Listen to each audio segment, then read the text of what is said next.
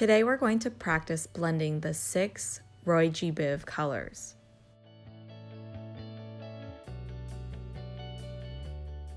Here's a look at what you'll see at your table today. You'll have your own watercolor palette and a water basket to share with your table. You are responsible for keeping your own paint palette clean today. When you're painting today and notice that your water is looking super muddy and brown, pick one person at your table to go refill it halfway with clean water. You should only need to do this step maybe once or twice. Let's review some of our painting expectations. When you're using your brush to clean it out, slowly wash it in the water, not super fast, or it's going to splash water everywhere and get it on the table and on your artwork. Because we're using watercolors, your paintbrush should be pretty wet all the time, but if you are finished painting today, you're going to use the towel to dry off your brush. The towel in your basket is for your brush only, not for the table and not for your hands. Because we're using all 6 ROYGBIV colors today, we're going to wake them up with a little bit of water. Drop a few drops of water in each color by waking them up. You'll want to start a little mini swimming pool inside.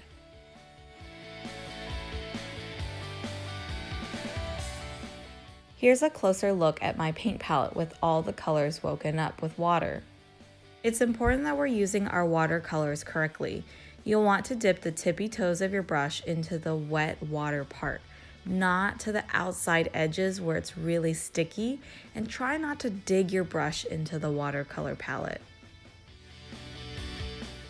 If you accidentally mix 2 colors together, then carefully use your brush and begin to soak up the dirty paint water with your paintbrush. When you're doing this step, make sure you're not scooping out the paint, you're just taking out the dirty color.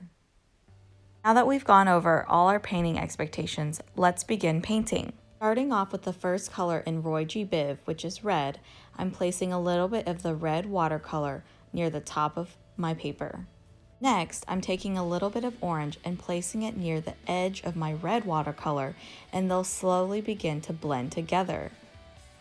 Painting technique is called wet on wet because we're putting wet paint next to wet paint, and that causes them to mix and blend. You notice a lot of watercolor sitting in a puddle, just use your brush and spread it out. You'll notice that when I use a new color, I'm using my tippy toes of the brush to kind of dot and tap in the color. You should not see a harsh line of where one color ends and the other begins. The colors should look like they've been blended together. We want our ROYGBIV colors to look like a gradient. That means they're slowly transitioning into the next color. If you notice some of the colors need some more blending, you can take a little bit of water and just kind of rub the 2 colors back and forth together. This painting technique, our paint has to be wet, so if you're painting today and you wait too long and your paint dries, you'll notice that the paint does not blend together because both paint colors need to be wet. Do not have to take this to the drying rack when you're done. You may leave it at your table to dry because you may also take it home today after class. If we are clean and quiet at the end of art, we will get a clean towel to wipe off our hands and our table.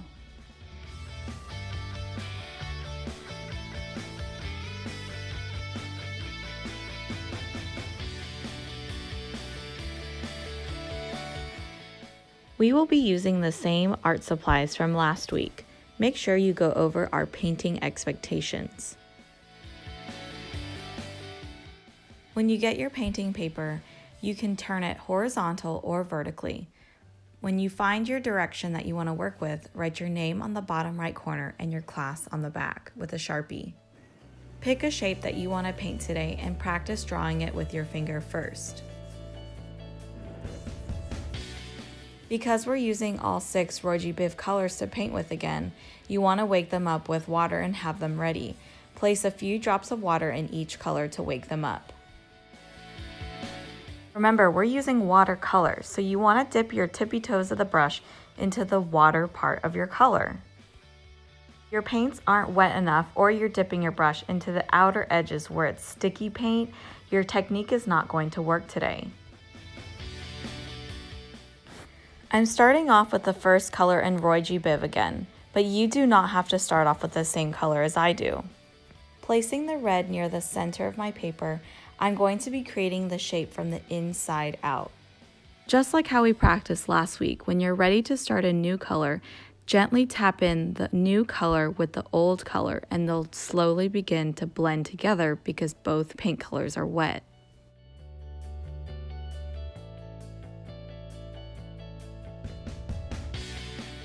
Then make sure you spread the paint. You don't want to see any puddles of paint on your paper. Remember, we should not see a harsh line between the colors. If you see that the colors need more blending, take a clean brush over the area that needs more blending and work your brush back and forth.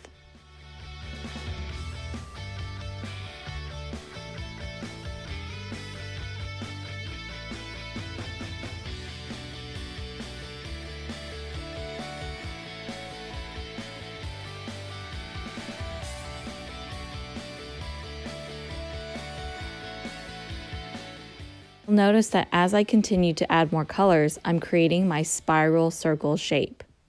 The width of your painted lines in your shape should be about the width of your thumb.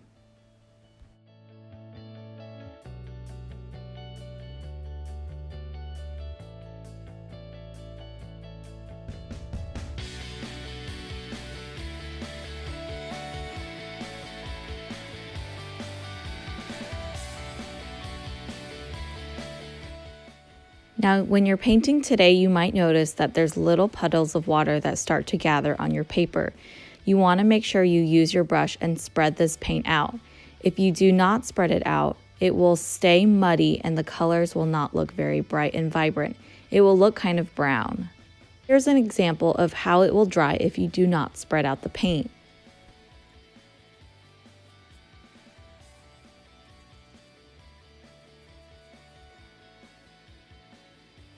If you notice that some areas of your colors need some touching up, just place a little bit more of that color back on top and blend it out with a little bit of water and the other color that was next to it.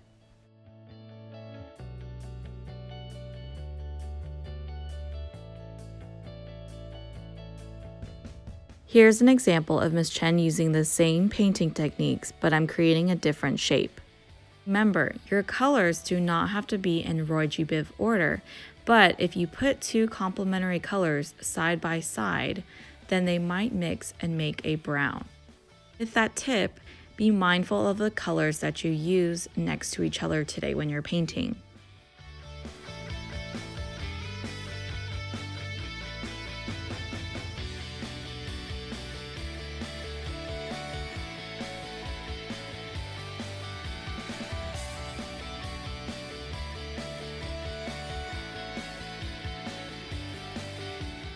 Here's a look at Ms. Chen's finished examples.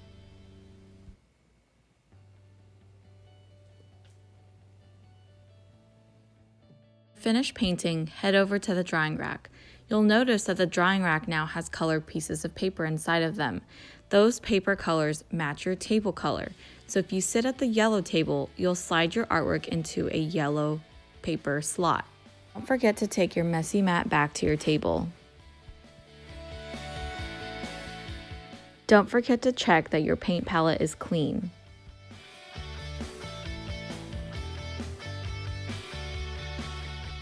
Today we're going to be using Zentangles to add details to our colored shapes. You may think of your own creative Zentangles today to use, or you may borrow one of my Zentangle books. This is a great resource because it has lots of different examples of Zentangles.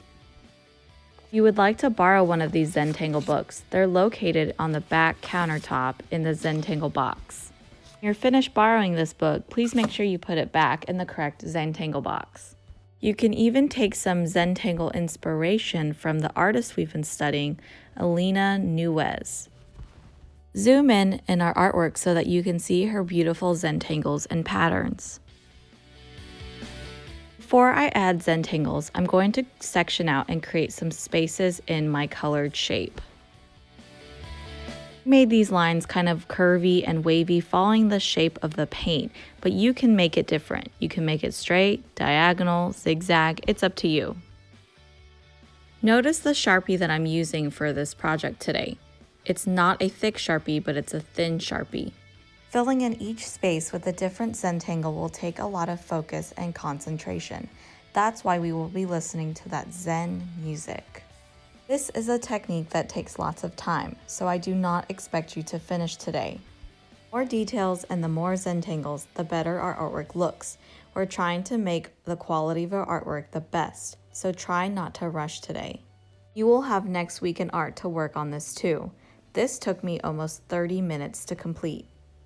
If your hand gets a little tired today from Zentangling, don't be afraid to take a little break and stretch out your hands. Here's a look at Miss Chen's finished Zentangles.